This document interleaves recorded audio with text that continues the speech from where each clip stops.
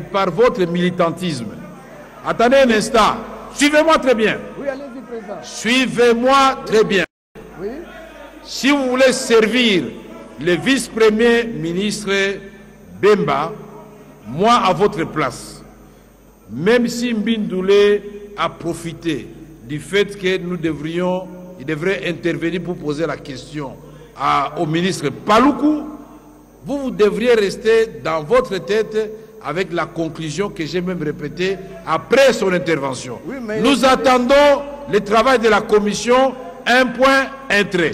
Le reste que vous faites, le vice-premier ministre vous a déjà vu, il va vous féliciter à la fin. Allez vous asseoir maintenant. Merci. Merci, nous attendons le travail de la commission. C'est bon, allez vous asseoir maintenant. Maintenant, vous voulez quoi? Vous battre avec Mbindoulé? Qu'est-ce que vous proposez?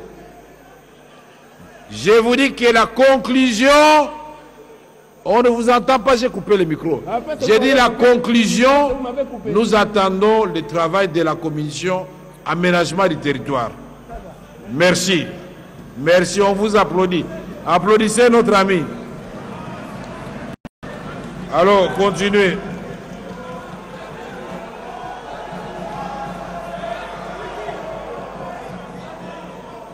Yo, Nkoyi. Nkoyi. Honorable Nkoyi. Mais ça, c'est un phénomène. Ça, c'est qui ici? Ça, c'est un président du groupe parlementaire. Un président du groupe parlementaire qui se comporte comme ça. C'est pas possible. Assoyez-vous. Nkoyi Kene Govanda. Merci. Merci. Continuez. Merci, Président. Honorable Président. Nous suivons l'honorable Ouvoya. La question a été tranchée. Madame la Présidente de la Commission Aménagement du Territoire, vous avez enregistré la position. Que personne ne vienne vous déranger là-bas, Caroline.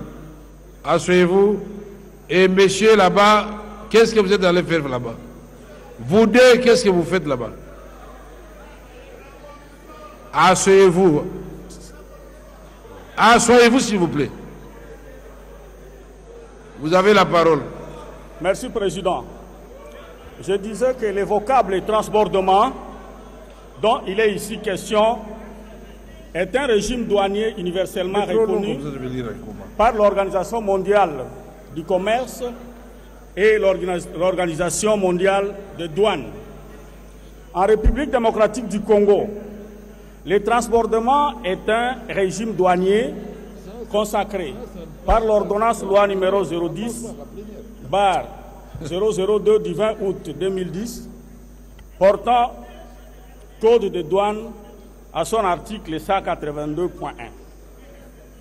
Cependant, dans le commerce international, il peut arriver, indépendamment de la volonté du transporteur, qu'une autre forme de transbordement de marchandises à l'importation s'effectue sous douane et aux frontières à cause d'une panne de moyens de transport ou un accident survenu tout au long du voyage. Dans tous les cas de figure, à partir du moment où le pays d'origine a renvoyé toutes les informations aussi bien électroniques que documentaires à la Direction générale des douanes du pays destinataire et au bureau de douane d'entrée, en plus des renseignements fournis par le bureau de représentation de douane établi dans les pays transitaires, cas du Kenya, de la Tanzanie, de l'Ouganda, de la Zambie, etc. À mon avis, dans le bureau de douane... Vous avez pris plus de 15 minutes, alors je vais vous retirer la parole. Merci. Vous avez 30 secondes et c'est fini. À mon avis, dans le bureau de douane non encore doté de scanners, les transportements sous douane devraient permettre une meilleure vérification physique et a priori des marchandises, ce qui contribuerait à... Concluez maintenant. Vous êtes en train de donner de nouvelles leçons ou bien vous posez des questions? Honorable Mbodina Iribi de MLC et Alliés. Il peut dépasser 5. J'ai déjà dit ça. Maintenant, vous pouvez aller vous asseoir, honorable député. Et tous les intervenants doivent savoir que le règlement intérieur, vous ne dépassez pas 5 minutes. Honorable Mbodina Iribi, sans objet. Ok. MLC Alliés, n'est-ce pas? Intervenez, Union Sacrée, c'est vrai. Membre du présidium aussi. Honorable. Honorable Bodina, vous avez la parole. Honorable Président, honorable membre du bureau, estimés collègues, je tiens d'abord à saluer honorable Président, la police des débats, que vous ne cessez de la rendre très équitable. Et aussi cette sagesse que vous incarnez pour parfois résoudre des différends parmi les députés. Voilà, c'est pourquoi d'ailleurs vous méritez très bien le nom de pacificateur. Merci beaucoup. Je salue exactement, honorable Ilunga, Président. calmez-vous. Je salue, honorable Président, ce que vous veniez de décider au sujet du débat autour de cette question orale. Il était indéniable.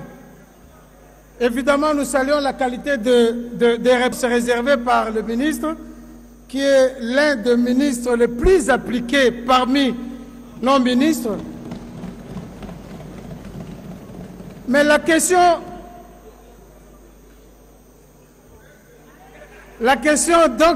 ici, elle est d'une importance capitale. Nous qui vivons aux frontières, nous sommes témoins. Oui. Nous sommes témoins de l'abus, de la perte, de la disparité qu'occasionne ce transbordement. Nous sommes témoins. Et ce que je regrette dans les réponses du ministre, c'est qu'il manque de mesures coercitives. Nous avons des hommes, des opérateurs économiques qui se font des millions à cause de ces mesures-là. Mais ils sont là. Ils sont là, ils bénéficient parfois de largesse du système. Parce que la fraude aux frontières, c'est un circuit. Parfois même la complicité remonte même jusqu'à dans la capitale ici. Raison pour laquelle je suis passé ici pour demander à son Excellence le ministre d'être concret dans les mesures à prendre contre ces transbordements. Merci. Une deuxième question. Nous n'avons pas de frontières qui sont sécurisées. Une autre faiblesse, c'est celle-là. Ce qui fait que ces fraudeurs-là profitent aussi de la difficulté de protection de notre frontière. Moi, je pense qu'au niveau du gouvernement, cette police qu'on voulait créer pour protéger les frontières doit être mise en place. Et aussi le parquet financier contre tous ces fraudeurs-là qui s'amusent à se taper de millions au dos des Congolais. J'ai dit, merci beaucoup. Merci, honorable Bodina, pour votre sagesse. Je crois que ça calme les amis du MLC. Merci. Merci, soyez à l'aise comme tout le monde. Honorable prof Dunia Mangu, IDPS Tshisekedi, sans objet. Professeur Dunia, il est où? Ok, prof.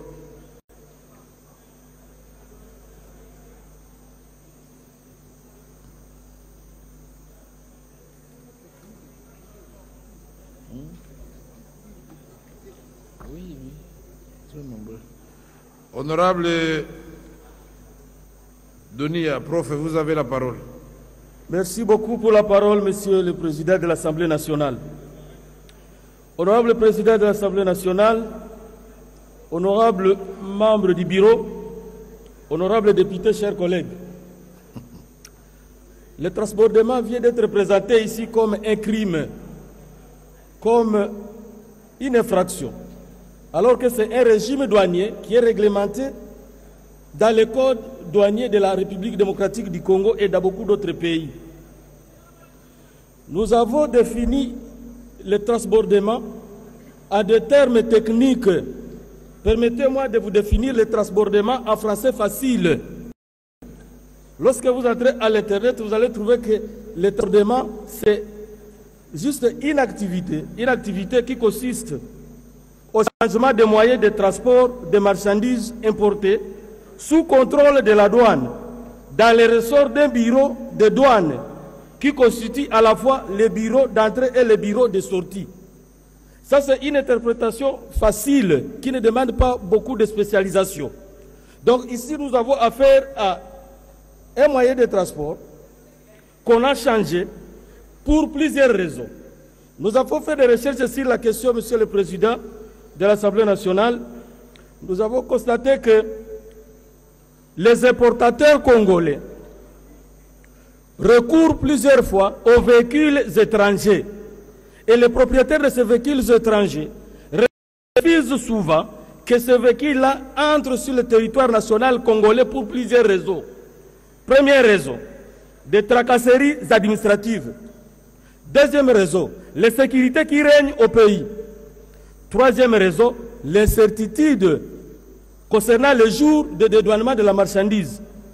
Ce qui fait qu'un propriétaire du véhicule, il préfère se limiter seulement au niveau de la frontière. Alors, le transbordement, ce n'est pas un problème. Nous estimons qu'il ne s'agit pas de problème parce que ça se fait sous l'œil de la douane.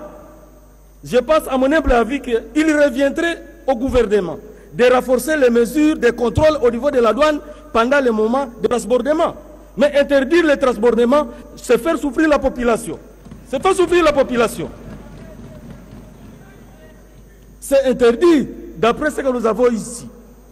Parce que la lettre de notre collègue porte sur l'interdiction des transbordements. On a présenté ici le transbordement comme étant un crime, alors que c'est réglementé. Donc, nous pensons que le gouvernement gagnerait en renforçant les contrôles dans l'activité de transbordement pour plusieurs raisons. Pour des raisons économiques et pour des raisons d'efficacité au niveau de la douane. Je dis et je vous remercie. Merci, prof. Vous avez été percutant, mais vous avez souligné avec clarté qu'au niveau de la frontière en présence des services de douane, je crois que le transbordement qui est prohibé, c'est celui de Machamba, celui qui se fait en dehors des yeux des douaniers. Mais j'ai beaucoup aimé votre intervention, parce qu'il y a des réalités. Nous avons été saisis à l'époque par les transporteurs sud-africains, zambiens, qui avaient même des problèmes pour traverser. Et quand ils traversent pour arriver de l'Afrique du Sud, de Johannesburg jusqu'à Kasumbalesa, ils payent $100.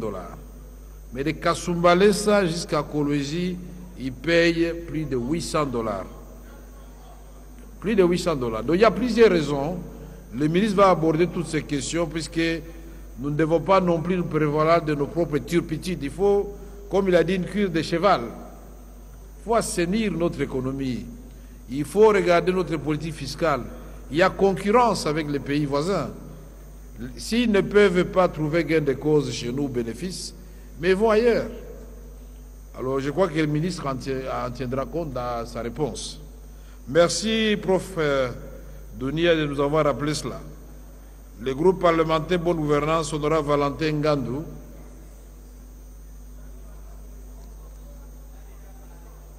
Il a déjà parlé, hein? Non, là c'était pour la motion. Je sais. Non, vous pouvez parler sans l'idée de Valentin. Mais si je vous montrais de l'argent, vous verrez ça à partir de là. Même la nuit.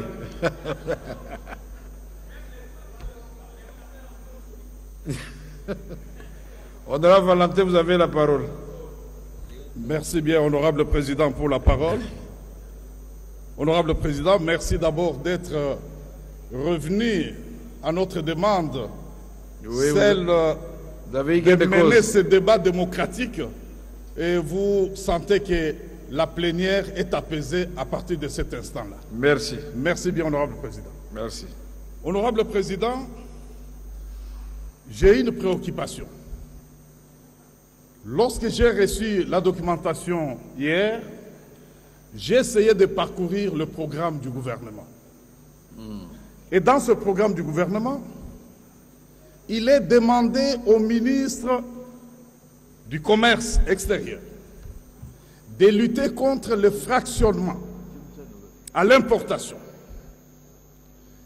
Et curieusement, dans l'exécution, Son Excellence, Monsieur le ministre du Commerce extérieur, exécute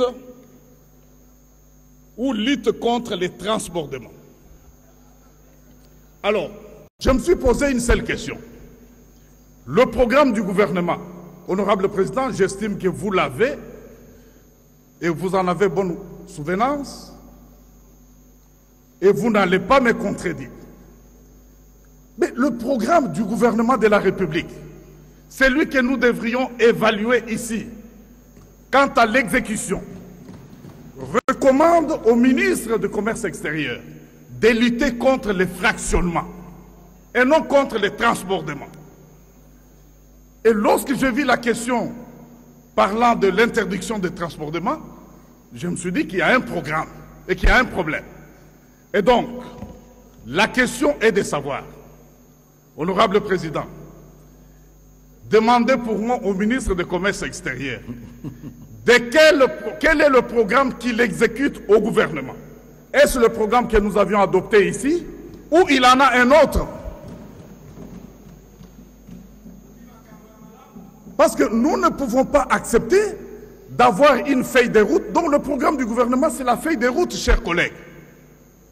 Mais la feuille de route donne des assignations. Mais vous allez au-delà de ce qui vous est assigné. Ce qu'on vous demande de faire, vous ne le faites pas. Mais, monsieur le ministre, quel est le programme que vous exécutez?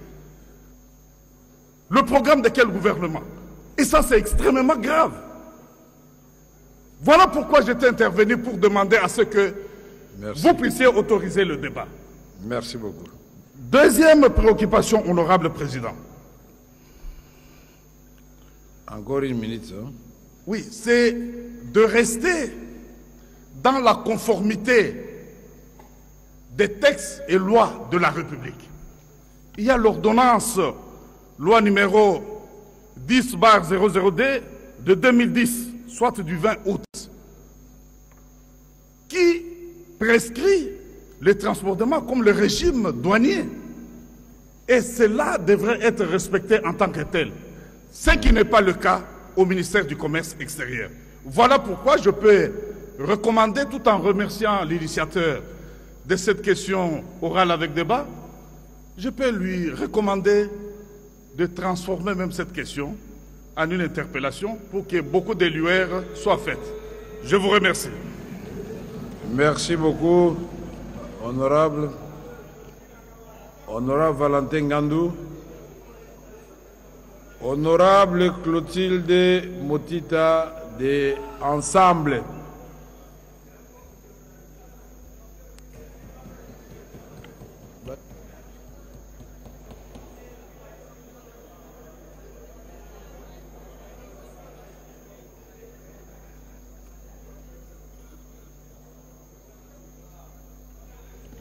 Honorable Valentin Ngandou.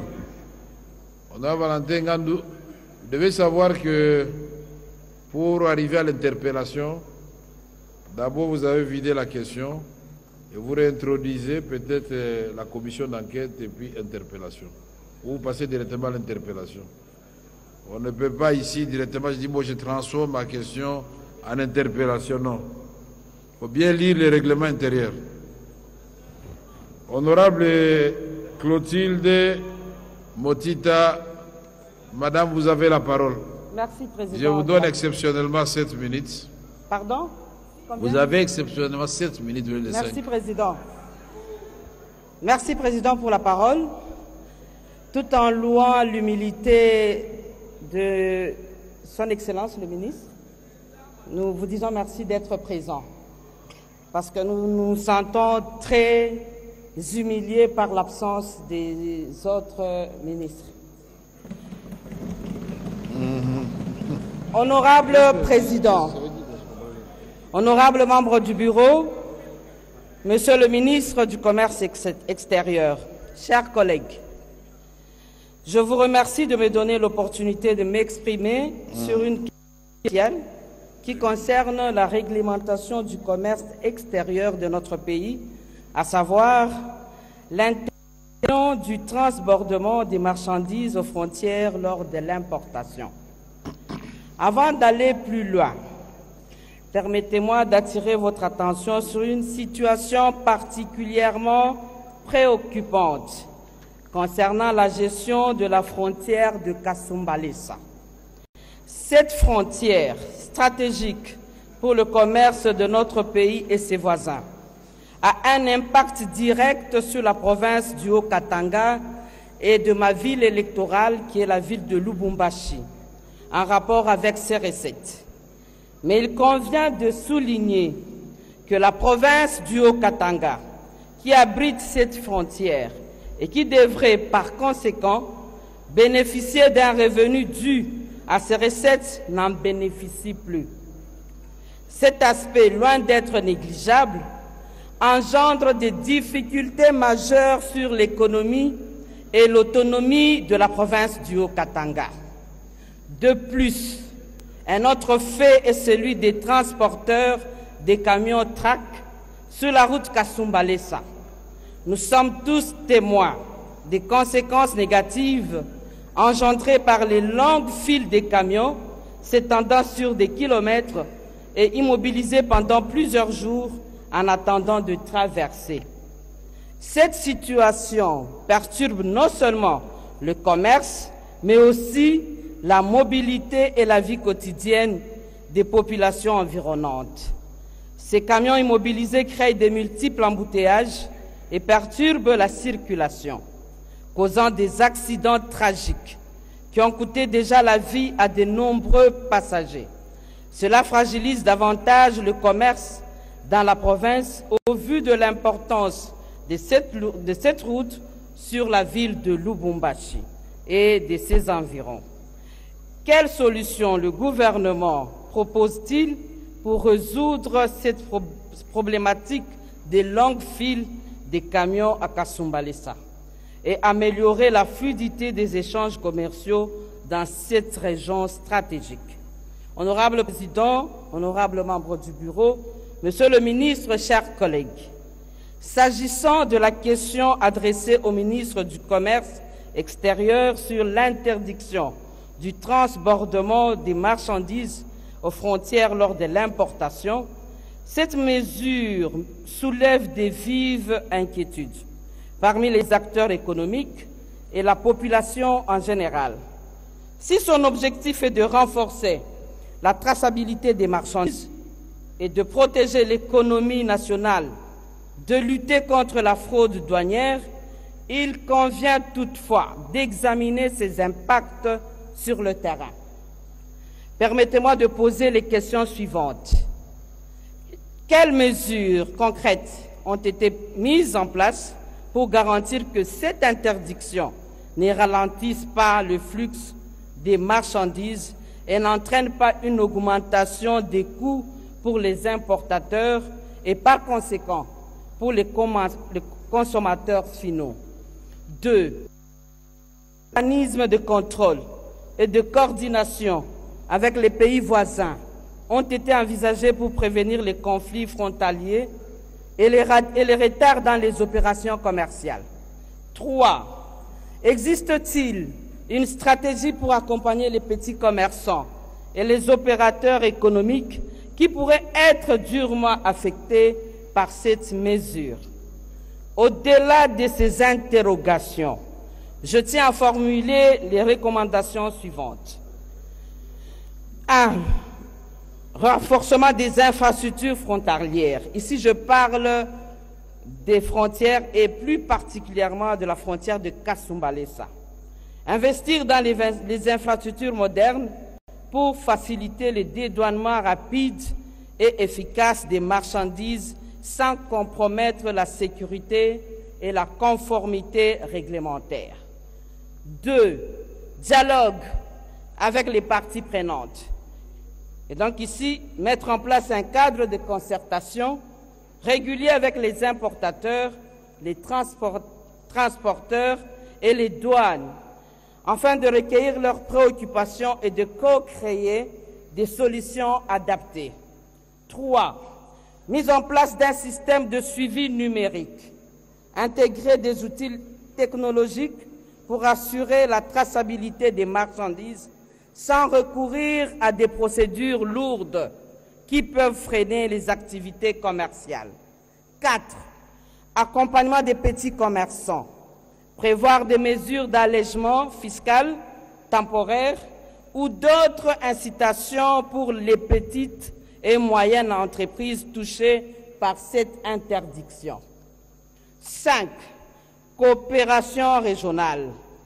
Renforcer les accords bilatéraux et multilatéraux avec les pays frontaliers pour harmoniser les procédures et réduire les risques du déséquilibre commercial.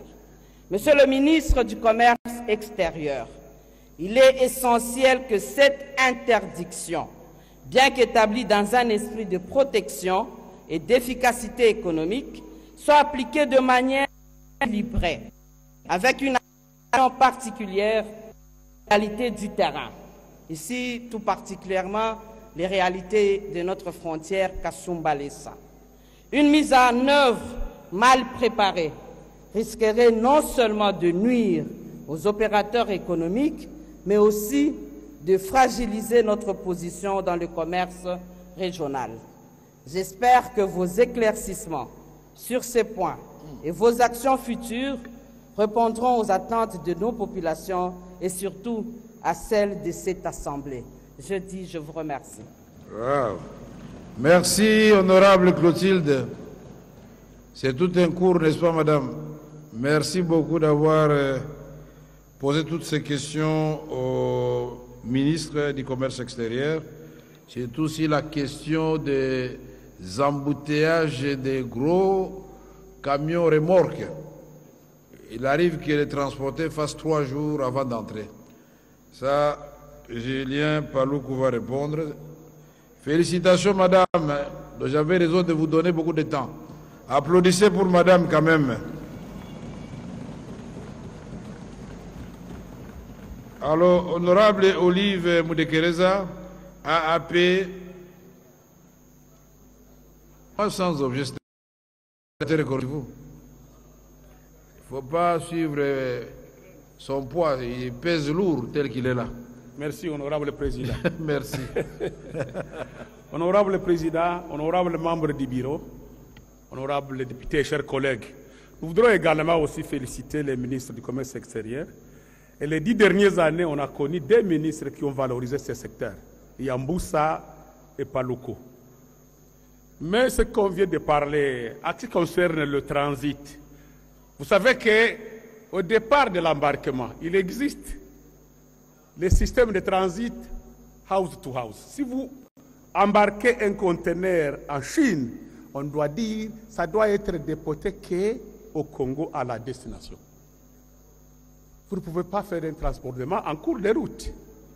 Il y a des marchandises en vrac. Vous avez les riz, vous avez les sucres, vous avez d'autres marchandises qui viennent en convention, c'est-à-dire vous avez un lot de 10 000 tonnes qui arrivent à Dar es Salaam, à Mombasa, à Matadi. Ici, Matadi, on était en transit pour Kinshasa, mais c'est à l'intérieur. À ce moment-là, on peut autoriser les transportements, parce que la marchandise vient en convoi, 1000 sacs. Mais on doit appuyer la déclaration du départ jusqu'à l'arrivée. Ceux qui peuvent aussi éviter tout ça, je suis sûr d'accord avec vous, Et je demanderai au président aussi de renforcer qui est la diplomatie parlementaire et économique. Lorsque vous allez dans des pays voisins comme l'Ouganda, le Rwanda, le Burundi, la Tanzanie, le Kenya, qui dépend de la RDC à l'Est. Si vous demandez aujourd'hui les économies de la Tanzanie, du Burundi, du Rwanda, de l'Ouganda, du Kenya, vous verrez que c'est en chute. Et ce sont ces pays-là limitrophes qui favorisent ces transportements. Lorsque la marchandise arrive, par exemple, comme on a dit, au Rwanda, on accepte à faire le transportement. Un conteneur de 10 000, 20 000, on les divise en 10 petits groupes. Et je vais demander au ministre aussi d'améliorer le système congolais. Vous savez que vous ne pouvez pas importer la marchandise au-delà de 10 000 $. 2 500 $, vous devez faire une licence. Je crois qu'on peut innover pour amener ça à 10 000 $, l'importation sans licence. Parce que le gouvernement congolais autorise des sorties de la frontière avec 9 990 $. Vous pouvez importer cette marchandise sans licence. Ramener les gens à la licence a poussé à plusieurs personnes. Vous savez, le Congo, surtout à l'Est, 99% ce sont des PME, des micro-entreprises, qui a 10 000, qui se retrouvent à Dubaï, qui se retrouvent en Chine. On fait un groupage de marchandises, on est à 10, on vient dans un conteneur. On arrive à la frontière, on essaie de faire le transportement. C'est à cause de tout cela. Et pour terminer, il faut aussi améliorer le climat des affaires. Vous ne pouvez pas vous imaginer. Vous prenez un camion qui quitte Dar es Salaam pour aller à Bukavu, c'est 1500 km. Vous payez 100 $ de péage route. Quand vous allez à Bukavu, à la frontière, vous payez pour 1 km 200 $. Voilà pourquoi même les transporteurs étrangers veulent rester à la frontière pour faire les transportements. Donc il faut améliorer le climat. Et les tarifs douaniers, nous sommes les plus chers dans la région. Quand vous comparez les tarifs au Burundi, au Rwanda, en Ouganda, au Kenya, vous verrez que la RDC a un tarif plus élevé. Et entre-temps, pour terminer, la RDC a plus de 20 intervenants à la frontière. Vous parlez de guichet unique. On n'a jamais respecté le guichet unique. Si on avait ce guichet unique intégral, là où on vous dit, vous avez payé 10 000 $, vous versez les 10 000 $, vous sortez avec votre marchandise, on n'aurait pas de transportement, on n'aurait pas de la fraude. Mais vous avez un guichet unique, les autres disent non, nous sommes en dehors du guichet unique. Comment voulez-vous qu'on freine cette fraude-là? Donc, nous encourageons les ministres. Je crois qu'il a fait beaucoup d'efforts. Il faut aussi sur le plan du commerce extérieur. Vous savez aujourd'hui, un Congolais qui va en Chine, il ne peut pas retirer l'argent sur Western Union avec le passeport congolais, on refuse. Pourtant, le volume de la RDC vers les importations de la Chine a un grand volume. Il faut aussi faire cette diplomatie, voir avec votre collègue des affaires étrangères, pour qu'on demande pourquoi la Chine n'accepte plus les transactions des Congolais avec leur passeport en Chine. Ça, c'est... Et même pour avoir un visa, on exige quelqu'un qui est à Kisangani, qui est à Bukavu, venir ici à Kinshasa, faire plus de 1 mois. Ouvrez le micro, monsieur. Ouvrez le micro, c'est très intéressant. Ça va. Okay. Non, on va terminer. Je crois qu'on amènera tout un document au ministre pour permettre à ceux qui aussi les Congolais. Et demain, vous irez d'aller à Goa. On a été à Goa en 2015 avec le sommet Afrique-Congo. Nous étions là-bas, on a parlé du Congo qui a des opportunités. Vous avez eu cette chance à l'arrivée du président Tshisekedi. On a été accordé pour qu'on puisse maintenant exporter vers l'Amérique. Mais nos produits, qui encouragent nos produits? Pourtant, nous avons les meilleurs produits. Si l'Amérique venait demain pour faire l'or ici au Congo, il faut aussi qu'on exige qu'ils achètent plus de produits congolais. Quand vous allez aux États-Unis, vous verrez les petits produits du Rwanda, du Burundi, du Kenya, de l'Ouganda. Oui, oui. Même un panier qui coûte 5 $ ici, on l'achète pour les encourager à 10 $ aux États-Unis. Nous avons ce potentiel de produits. Nous avons les meilleurs cafés du monde, du bord du lac. Vous étiez au Nord Kivu, vous le savez, les cafés les plus préférés au monde.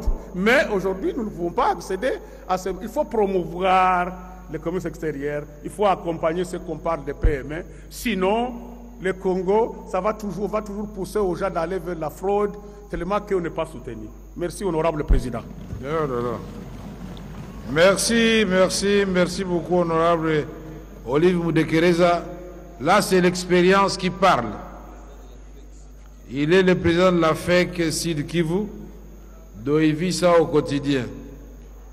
Et le ministre Julien Paluku ne va pas contester la qualité du café qui est cultivé chez lui là-bas.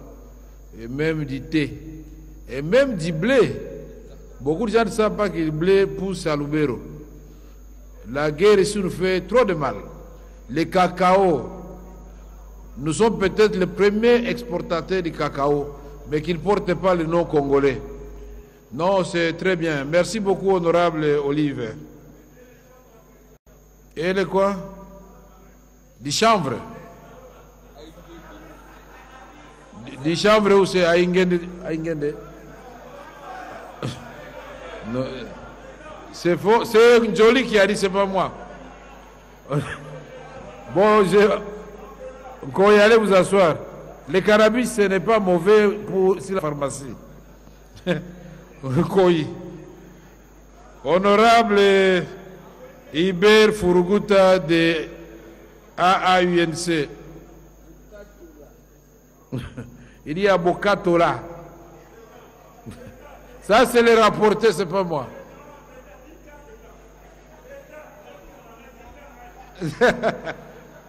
Rapporteur, merci. Honorable Furuguta. Merci, honorable président, pour la parole, honorable membre du bureau, honorable député, chers collègues. Je suis content que le ministre Julien Paluku soit invité ici parce qu'il était l'un des rares, peut-être le seul ministre, qui nous demandait chaque fois les députés pourquoi nous ne l'invitions pas ici pour qu'il parle de la République. Il demandait. Merci. Non, celui de la fonction publique aussi a demandé, il veut être invité. Oui, oui. Honorable président, je voulais demander au ministre, depuis l'interdiction, vous avez dit que vous n'avez pas interdit, mais dans la pratique c'est interdit. Si vous avez constaté l'interdiction du transportement, quel est le plus-value que vous avez constaté? Il faut essayer d'évaluer ça. Le plus-value, qu'est-ce que ça a apporté à la République démocratique du Congo, à notre économie? Honorable président, pourquoi il y a la fraude? J'ai fait ces petites recherches depuis 10 ans. On était d'ailleurs avec le gouverneur Kassivita dans ça, au début du mandat passé, quand il était gouverneur. Il nous a aidés à vérifier.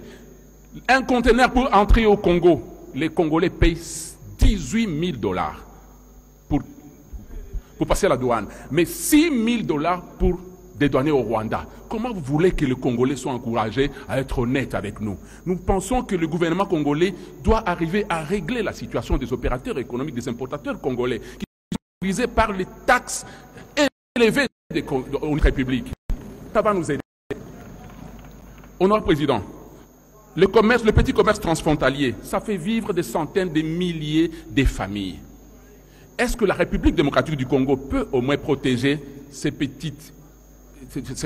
personnes qui font les petits commerces transfrontaliers? Parce que nous avons constaté qu'ils sont écrasés par les petits commerces venant de l'étranger. Les petits commerçants des pays voisins amènent leurs marchandises. Chez nous, ils revendent, ils partent avec leur argent et nos propres commerçants, nos propres frères, nos propres mamans au petit marché là de la frontière sont obligés de prendre à crédit leurs produits. Ils les revendent difficilement et ramènent l'argent au Rwanda. C'est très compliqué. Vous allez essayer de protéger ces petits commerçants. Honorable président, le ministre Julien Paluku a fait de bonnes preuves à l'industrie et aujourd'hui à l'économie. J'en suis témoin. Mais le gouvernement, au commerce extérieur, le gouvernement doit promouvoir l'industrie locale en appuyant les investisseurs locaux, honorable président, qui sont victimes d'un climat d'affaires très indexé et par la concurrence dévastatrice menée par les étrangers qui sont en complicité avec les dignitaires congolais, malheureusement, qui appuient la fraude étrangère au détriment de leurs propres frères petits commerçants, la petite industrie. Et pour terminer, mon souhait serait que l'intelligence avec laquelle les ministres nous présentent la matière ici soit traduite en une véritable transformation de la vie des Congolais dans l'action. Les ministres nous présentent des choses avec une intelligence énorme, mais dans l'action, dans la réalisation sur le terrain, le peuple est en baisse de niveau de vie. Nous pensons que le gouvernement doit travailler sur ça. Nous avons des ministres intelligents, mais quelle est l'action du gouvernement pour appliquer ça dans la vie des Congolais? Enfin, honorable président, appliquons le plus tôt l'évaluation trimestriel de l'action du gouvernement ici à l'Assemblée. Il n'y a pas de plus grands ministres, il n'y a pas de plus petits ministres, il n'y a pas de ministres super, il n'y a pas de moindres ministres. Tous doivent venir ici, tous les 3 mois. J'ai dit, je vous remercie, Honorable Président.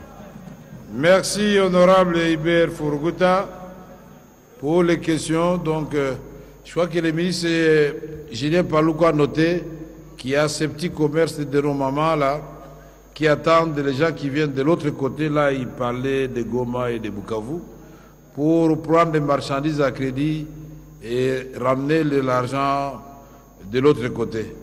C'est une réalité, malheureusement, puisqu'il y a des gens qui ne savent pas que dans la ville de Goma, depuis la première agression à l'époque d'IRCD, il n'y a plus de no man's land. Hein.